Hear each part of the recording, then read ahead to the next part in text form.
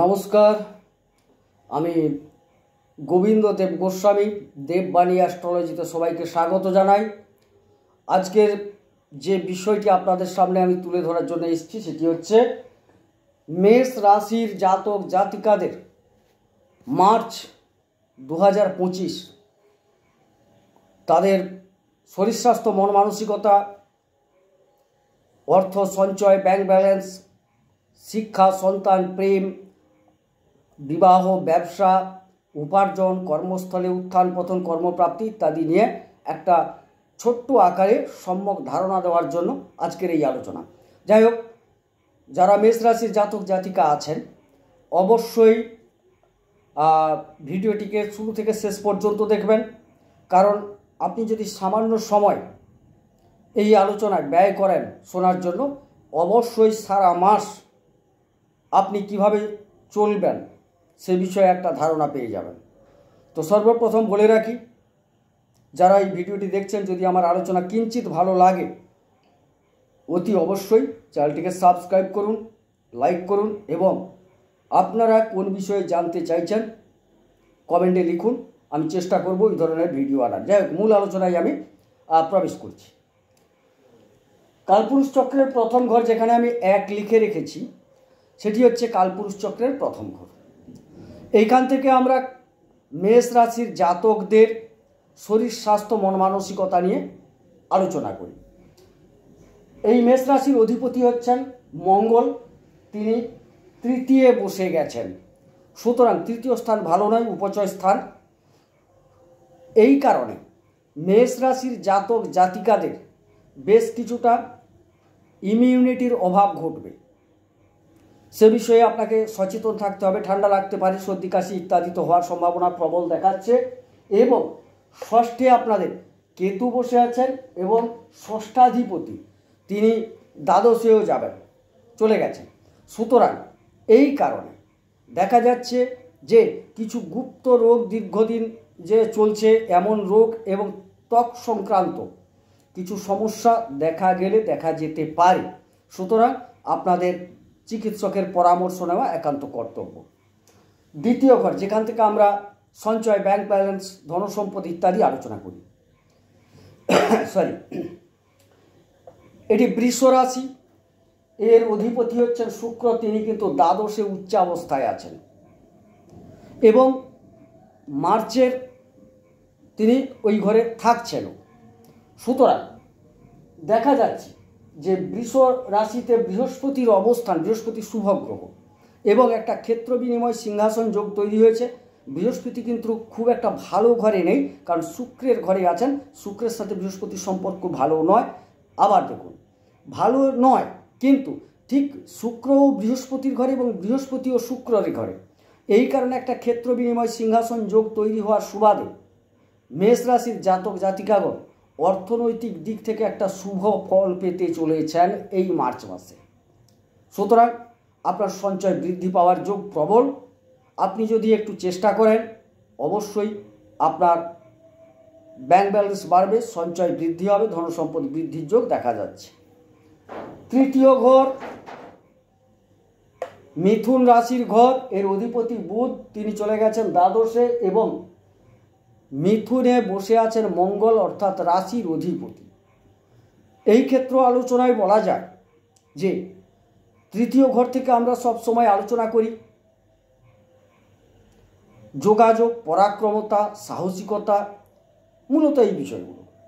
আর মঙ্গল ক্ষত্রিয় এবং সেনাপতি গ্রহ, সাহসিকতা প্রচুর বৃদ্ধি পাবে আপনার মধ্যে, যোগাযোগও বৃদ্ধি পাবে, এটা নিশ্চিত। এবং দেখা যাচ্ছে যে এই যোগাযোগ যদি আপনি ঠিকঠাকভাবে কন্ট্রোল করতে পারেন, অনেকটা শুভ ফল আপনি কিন্তু পেতে চলেছেন। তো সাহসিকতার ক্ষেত্রে বলি, একটু আপনাদের কন্ট্রোল থাকা বাঞ্ছনীয়, না হলে অতি দুঃসাহস ভালো নয়। সেক্ষেত্রে বলবো যে তৃতীয় স্থল থেকে অনেকটা ভালো, অনেকটা মন্দ মিশ্র ফল পাচ্ছেন। চতুর্থ ঘর থেকে আমরা সুখ, যানবাহন, মা, গৃহ ইত্যাদি আলোচনা করি। এই ক্ষেত্রে দেখা যাচ্ছে এটি হচ্ছে চন্দ্রের ঘর এবং চন্দ্র 54 ঘন্টা অন্তর প্রত্যেকটা রাশি পরিভ্রমণ করেন এবং আপনার জন্মকুণ্ডলিতে চন্দ্র মেষ রাশিতে ধরে নিয়ে যেহেতু আলোচনা, দেখা যাচ্ছে যে চন্দ্র কিন্তু মেষ রাশিতে খুব একটা সাবলীল নন, কারণ চন্দ্র হচ্ছেন জলতত্ত্বের কারক গ্রহ এবং মেষ রাশি হচ্ছে অগ্নিতত্ত্বের। সুতরাং এই ক্ষেত্রে কিন্তু মনমানসিকতা বেশ কিছুটা হেরফের ঘটবে, উত্থান পতন ঘটবে, গৃহসুখ সেক্ষেত্রে কিছুটা উথাল পাথাল ভাব দেখা যাবে। মায়ের শরীর একটু চিন্তিত হওয়ার কারণ থাকবে মায়ের শরীর নিয়ে, সেক্ষেত্রে আপনাদের যথেষ্ট সচেতন থাকতে হবে। যারা বাড়ি ঘর কেনাবেচা ইত্যাদি করতে চাইছেন সেক্ষেত্রে বলবো সময়টা যে খুব একটা খারাপ তা নয়, তবে প্রত্যেকটি ক্ষেত্র আপনাকে কিন্তু চিন্তা ভাবনা করে করা উচিত, কারণ ভুলভাল হওয়ার সম্ভাবনা আছে। এর কারণ হচ্ছে রাহু যে বসে আছেন, রাহুর একটি দৃষ্টি চতুর্থর উপর থাকার ফলে এই ঘটনাগুলো ঘটার সম্ভাবনা প্রবল দেখা যাচ্ছে। সুতরাং আপনি যাই করুন না কেন, বাড়ি কিনতে যান, ফ্ল্যাট কিনতে যান, গাড়ি কিনতে যান, যা কিনতে যান না কেন, সেক্ষেত্রে কাগজপত্রগুলোকে আগে ভালো করে দেখে নেবেন, জায়গা দেখে নেবেন, তারপর কিন্তু এগানো আপনাদের উচিত। মায়ের সম্পর্কে বলি, মাকে একটু চিকিৎসকের পরামর্শে রাখা একান্ত কর্তব্য। পঞ্চম স্থল অতি গুরুত্বপূর্ণ। আমরা এখান থেকে উচ্চশিক্ষা আলোচনা করে থাকি, প্রেম, সন্তান ইত্যাদি আলোচনা করে থাকি। এর অধিপতি সিংহ রাশির অধিপতি রবি। রবি কিন্তু এই মার্চ মাসের প্রথম অর্ধ অর্থাৎ 14 তারিখ এই পর্যন্ত তিনি কিন্তু থাকছেন কোথায়? একাদশ গৃহে। ওই একাদশ স্থলে যিনি বসেন তিনি ভালো ফল দেন। সুতরাং দেখা যাচ্ছে যারা প্রেমের সাথে যুক্ত, প্রেম করতে চাইছেন, নতুন প্রেম হওয়ার সম্ভাবনা দেখাচ্ছে, সেক্ষেত্রে বলবো যে মোটামুটি আপনাদের 14 তারিখ পর্যন্ত প্রেমের ক্ষেত্র খুব ভালো দেখাচ্ছে, নতুন প্রেম আসার সম্ভাবনা, প্রেমের ক্ষেত্রে মাধুর্যতা বজায় থাকবে। তৎপরবর্তী ক্ষেত্রে কিঞ্চিত কিন্তু নিজেদের মধ্যে সমস্যা তৈরি হওয়ার সম্ভাবনা, আপনাকে কিন্তু নিজেকে এটা একটু কন্ট্রোল করে নেওয়ার চেষ্টা করতে হবে। শিক্ষাক্ষেত্রেও অনুরূপ ব্যাপার। শিক্ষাক্ষেত্রে আপনার মোটামুটি মাসের প্রথম অর্ধ পর্যন্ত মার্চ মাসের শিক্ষাক্ষেত্রে ভালো, নতুন জায়গায় ভর্তির যোগ আসবে, নতুন কোনো বিষয় নিয়ে পড়ার সুযোগ আসবে, নতুন নতুন দিক আপনার সামনে খুলে যাবে, কিন্তু তারপর দেখা যাচ্ছে কিছুটা সমস্যা আপনার মধ্যে আসার সম্ভাবনা আছে। সন্তান গ্রহণের পক্ষে সময়টা খুব একটা খারাপ নয়, অবশ্যই সন্তান গ্রহণের যারা করতে চাইছেন তাদের সন্তান নিতে পারে। এবারে চলে আসি ষষ্ঠ ঘর, রিপু, ঋণ, রোগ, শত্রু ইত্যাদি আমরা এখান থেকে আলোচনা করে থাকি। এর অধিপতি বুধ, তিনি পুরোটা প্রায় চলে গেছেন, দ্বাদশে থাকছেন। সুতরাং দেখা যাচ্ছে আপনার তৃতীয় এবং ষষ্ঠপতি হয়ে দ্বাদশে গেলে খুব একটা খারাপ নয়, বুধ খুব একটা খারাপ ফল দেবেন না। কিন্তু যেহেতু কেতু বসে আছেন ষষ্ঠে, গুপ্ত শত্রু একটু ক্ষতি করার চেষ্টা করবে আপনার। কিন্তু রাশিপতি যিনি, তিনি ভালো জায়গায় আছেন, কন্ট্রোল হয়ে যাবে। গুপ্ত রোগ আগে বলেছি, এগুলো একটু সমস্যা তৈরি করবে।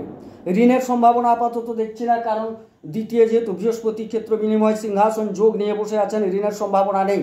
তবে অহেতুক কোনো ঝামেলার সাথে না জড়ানোই ভালো, এইটুকু বললাম, কারণ একটা অসন্তোষ কাজ করবে আপনার মধ্যে।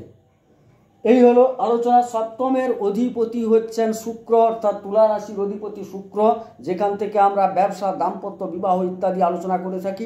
এর অধিপতি শুক্র দ্বাদশে রাহুর সাথে এবং উচ্চ অবস্থায় থাকার ফলে, উচ্চ অবস্থায় আছেন মানে শুক্রদেব যারা ব্যবসার সাথে জড়িত, যারা শৌখিন দ্রব্যাদি ব্যবসা করেন, সেক্ষেত্রে তাদের সময়টা কিন্তু খুব একটা খারাপ যাবে না, ভালো যাবে। বাট দাম্পত্য ক্ষেত্রে কিন্তু কিছু কলহ দেখা যেতে পারে, একটু নিজেদের মধ্যে সমস্যা তৈরি হওয়ার সম্ভাবনা আছে।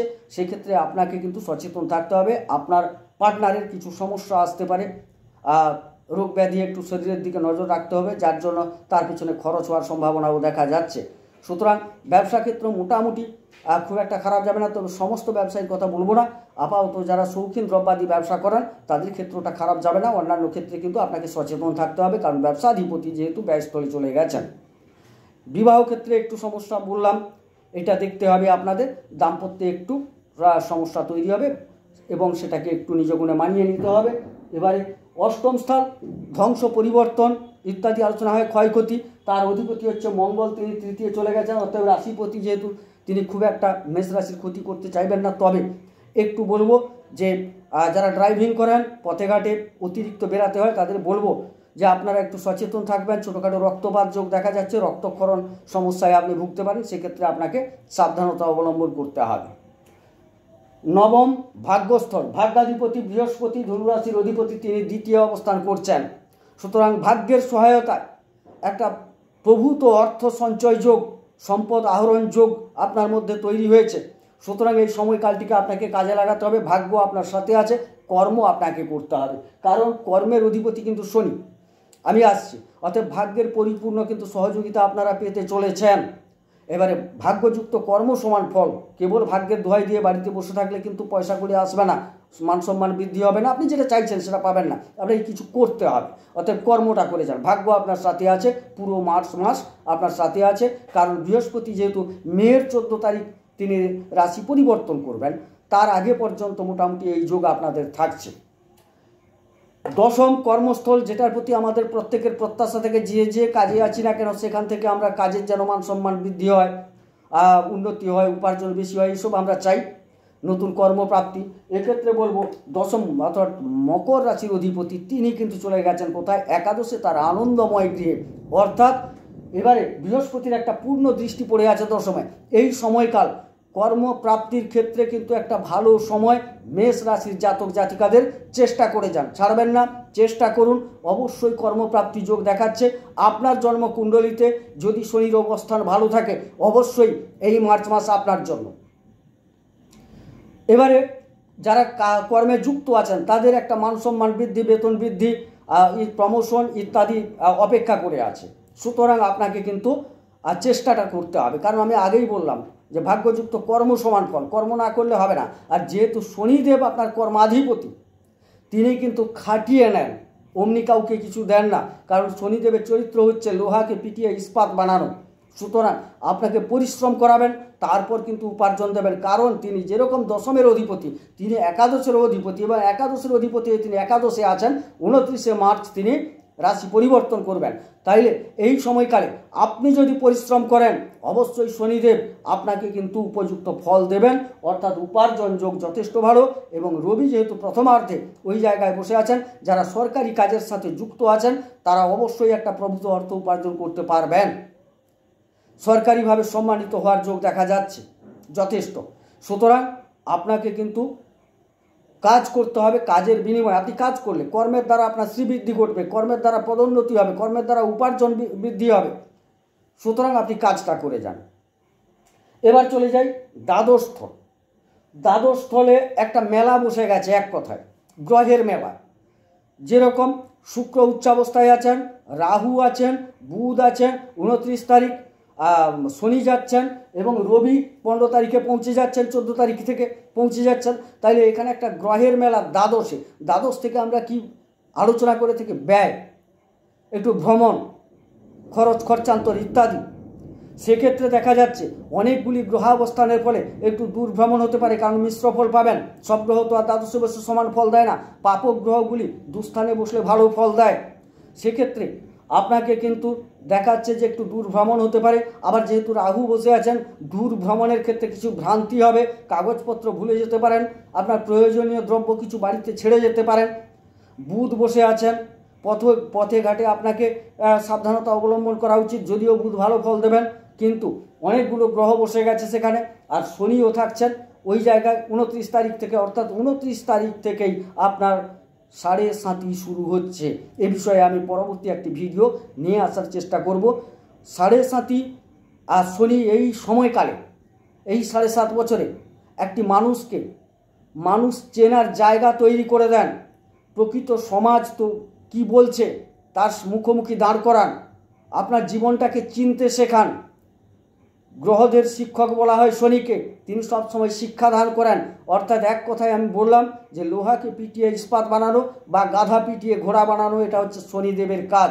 সুতরাং এই 7.5 বছর আপনি যে কর্ম করে এসছেন তার ফল অবশ্যই পেতে চলেছেন। যাই হোক, সেটা 7.5-তে আমি আলোচনা করব, এবং তার প্রতিকার 7.5 খুব একটা হয় না, তবে কিছুটা সন্তুষ্ট করলে, আচরণগত পরিবর্তন করলে অবশ্যই কিঞ্চিত রিলাই পাওয়া যায়। সেক্ষেত্রে আমি এর পরবর্তী ভিডিও নিয়ে আসবো, এগুলো আলোচনাও করব। তো যাই হোক, আপনাদের যেটুকু বললাম যে খরচ খরচান্তরের দিকে একটু আপনাকে হ্রাস টানতে হবে। অবশ্যই কিছু শৌখিন দ্রব্যাদি ক্রয়ের ক্ষেত্রে খরচ হতে পারে, এবং অন্যান্য কিছু হঠাৎ খরচের সম্ভাবনা রাহু বসে আছে। সেক্ষেত্রে বলবো সাবধানতা অবলম্বন করে চলুন। যাই হোক, এটা ছিল একটা গোচর ভিত্তিক মার্চ মাসের মেষ রাশি সাপেক্ষে আলোচনা। আমি মনে করি যা গ্রহাবস্থান আছে মেষ রাশি সাপেক্ষে, মেষ রাশির পক্ষে যথেষ্ট ভালো সময়। আপনারা যদি উপযুক্ত কর্ম করেন অবশ্যই উপযুক্ত ফল পেতে চলেছেন। অর্থাৎ একাধারে বলা যায় যে আপনার অর্থ সঞ্চয় যোগ ভালো, কর্মপ্রাপ্তি যোগ ভালো, উপার্জন যোগ ভালো, এগুলো যথেষ্ট ভালো দেখাচ্ছে। আর খারাপের ক্ষেত্রে যেটুকু বললাম, দাম্পত্যে একটু সমস্যা হবে, প্রেমের ক্ষেত্রে কিঞ্চিত সমস্যা দেখা যাচ্ছে। এবং ব্যবসায়ীদের বলবো, সব ব্যবসায়ী নয়, কিঞ্চিত কিছু কিছু ব্যবসায়ীর কিঞ্চিত সমস্যা থাকবে। কিন্তু যারা শৌখিন দ্রব্যাদি শুক্র রিলেটেড যারা ব্যবসা করেন অবশ্যই তাদের ক্ষেত্রে সময়টা খুব ভালো যাচ্ছে। এবার চলে যায় সমাধান। এই মেষ রাশির জাতক কাকে সমাধান করবেন, অর্থাৎ কোন গ্রহকে সন্তুষ্ট করবেন সে বা কোন গ্রহকে একটু উজ্জীবিত করবেন। দেখুন, আপনার রাশির অধিপতি মঙ্গল, তিনি তৃতীয় চলে গেছেন, সুতরাং মঙ্গলকে আপনাকে আগে ঠিক করে নিতে হবে। তারপর শনি যেহেতু দশম এবং একাদশের অধিপতি, অতএব শনিদেবকে ঠিক করতে হবে। দুটোকে একসাথে ঠিক করতে গেলে কি করতে হবে, আপনি হনুমান চালিসা পাঠ করুন। শনিকেও ঠিক করা হলো, মঙ্গলকেও ঠিক করা হলো, তাহলে ঠিকঠাক হলো।